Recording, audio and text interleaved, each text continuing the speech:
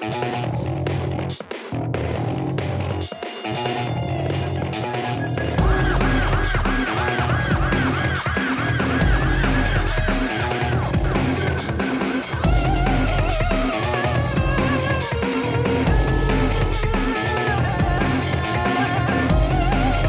going on, you guys? This is your boy RBG, aka the Random Black Gamer, bringing you another update on Dragon Ball Sparking Zero. The news continues to pour in as we get ready for another intergalactic slugfest between the Saiyans and other powerful fighters, especially after seeing that awesome trailer titled Power vs. Speed. It undoubtedly added to our hype factor, and now we're just wondering when we can actually get our hands on the game. But it seems like certain things have taken place behind the scenes that could majorly impact this game in a negative fashion, and we're going to talk about that today. But before we do that, I want to ask you guys to do me the biggest favor and like this video. Yeah, I know you guys hate getting this request at the very beginning of a video before you watched it in its entirety, but YouTube's algorithm has undercut this channel time and time again by not notifying the subscribers when I upload, and it would really help if you guys thumbs up the video. And if by any chance you made it to the end of this video and you feel like you wasted 10 minutes of your time that you can't get back, then by all means, retract that like and give it a dislike. Just rate the video.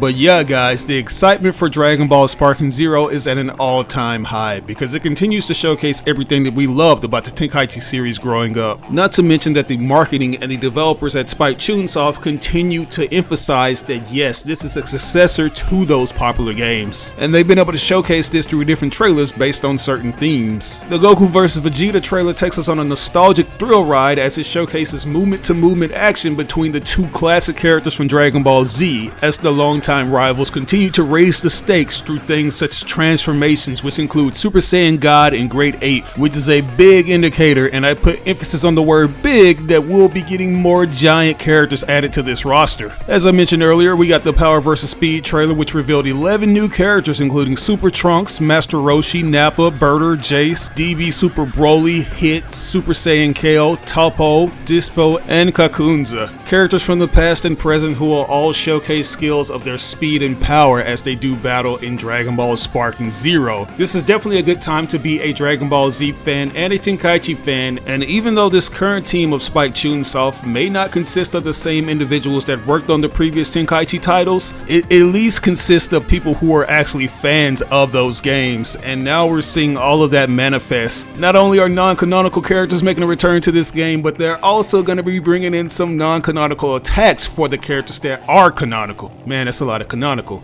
But yes, guys, we are now getting introduced to non-canonical attacks, and the first one we got is Goku's Super Dragon Twin Fist, which was first seen in Dragon Ball Z Fusion Reborn, where he uses it to defeat the first form of Janemba. We even got the confirmation that Dragon Ball Sparking Zero will indeed have a story mode, with more details to follow. The only thing that they haven't followed up on is providing more details in regards to the local multiplayer, which a lot of fans really want. You guys already know how I feel about this. I'm right down the middle. I know that we live in a time where people just enjoy playing games online as opposed to playing in close proximity with their friend or family member, but there's no negating the fact that local PvP was a staple in the classic games, and it would be very disappointing if the final version of this game just so happens to not have that mode. Now, word around the campfire is that this decision was ultimately due to the complications between Sony and Microsoft revolving their crossplay, and since we're on the topic of Microsoft, we gotta talk about another thing that's been going on with this game, because as I mentioned earlier, there are some mysterious things happening behind the scenes. For some strange reason, Dragon Ball Sparking Zero mysteriously vanished from the Xbox store, leaving many fans to wonder what's going on. Is this game not going to be available on the Xbox Series S and X? Or does it have something to do with the online multiplayer? The issue appears to be present across all regions, as no one is able to access the Xbox store page for Dragon Ball Sparking Zero. Although this was noticed about a week ago, we still have no details from the officials on what it could be about, and you guys already know what happens when you don't get information from the source itself. You begin to speculate what it could possibly be, and fans have ultimately deduced that this could have something to do with the game's development on the Xbox Series S and X. Since this game is a multi-platformer, it's obvious that they have to do things like code it for another platform. Like, usually these titles are being developed on the PC, but they make it a point to port them to the console versions. So a lot of fans have speculated that that could be the issue, and that Sparking Zero could potentially be be a timed exclusive for the PlayStation 5 while the Xbox port comes later. Now, while I think those are reasonable explanations, I honestly think it all has to do with the site's maintenance. Like, obviously we know that these things are provided via links, and sometimes links don't work because the sites at large are going through certain adjustments. Like, it isn't all about Dragon Ball Sparking Zero. Microsoft has other games that could potentially affect the site as well. So yeah, until that gets maintenance, we won't be seeing Sparking Zero in regards to the store for Xbox Series X and Xbox Series S. And also, I know you guys are saying that this is going to be a timed exclusive for the PlayStation 5, but as of today, it still shows the link to the Steam shop store on the site. So yeah, keep that in mind. This thing is also going to be playable on the PC, so we might want to just wait and see how this thing turns out before jumping to conclusions, because it might just have something to do with Microsoft and their maintenance on the site. I also want you guys to keep in mind that there's a possibility that Dragon Ball Sparking Zero could potentially become a Game Pass title, because as you guys are aware, Microsoft, they're kind of shifting more towards digital distribution, which is a very lucrative practice nowadays, especially for subscription services. So yeah, Microsoft might just be reserving it for that. But moving on, we got to talk about the main topic, which revolves around when we can get our hands on this game. That's right, we want to know about the release date, which determines how much longer we're going to have to wait to play the game. That's another one of those details that Bandai Namco has been radio silent on, but you guys already know that's not going to stop us from digging deep and discovering when we could see this game. And that's exactly what we're going to do, because there are some clues that suggest that this game is going to be coming out sooner than we think.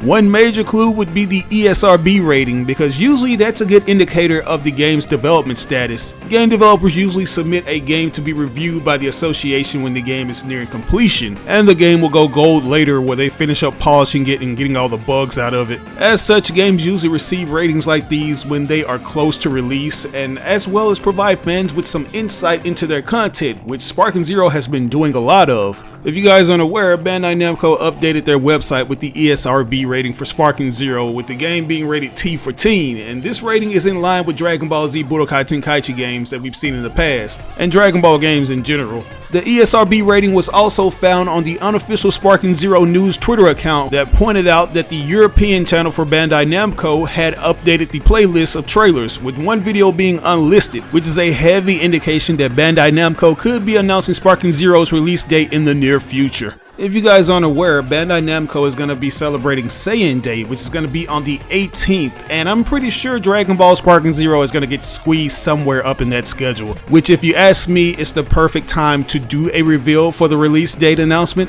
And let's not also forget about those V-Jump magazines, which give us scans of what's to come for the upcoming trailers. We usually get these scans every month, and they're dropping a new one next week. If you guys remember in those last scans, we got the Power versus Speed characters, and it didn't take long for us to get a trailer of the same name, and I have a nagging suspicion that a similar scenario is going to play out for the next V-Jump scan and trailer, which we could be seeing next Thursday or Friday, one of those 2 days. So this game is undoubtedly going to be released in 2024 of this year. The question remains, when exactly is it going to be released this year? I originally thought that they could potentially release this game in October or maybe November of this year, but based on the new information that we've got regarding its ESRB rating, I'm going to go ahead and say somewhere around the spring. And this correlates to a post that my buddy Ethan101 released. He's a very reputable source when it comes to everything related to Dragon Ball Z, and back in September of last year, he tweeted something saying that Tenkaichi 4, which is the working title at the time, will be coming sooner than people realized. While there were naysayers that suggested that it would be too soon to drop a game that early, especially after being recently announced, some people pointed out that it isn't necessarily unheard of for a game to drop that soon after its teaser drop, because that's usually a big indication that a game has been in development for quite some time. So a spring release for this game is a very likely possibility, man. But anyways, with all that said, I want to know what you guys think. Do you guys feel like the mysterious disappearance of Sparking Zero from the Xbox stores is an indication that we could be seeing a digital release for the game as opposed to a physical one? And do you agree that Dragon Ball Sparking Zero could launch sooner than we think?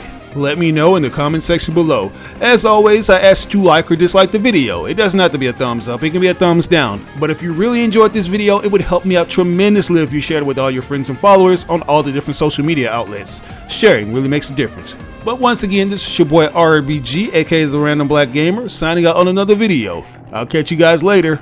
Peace out.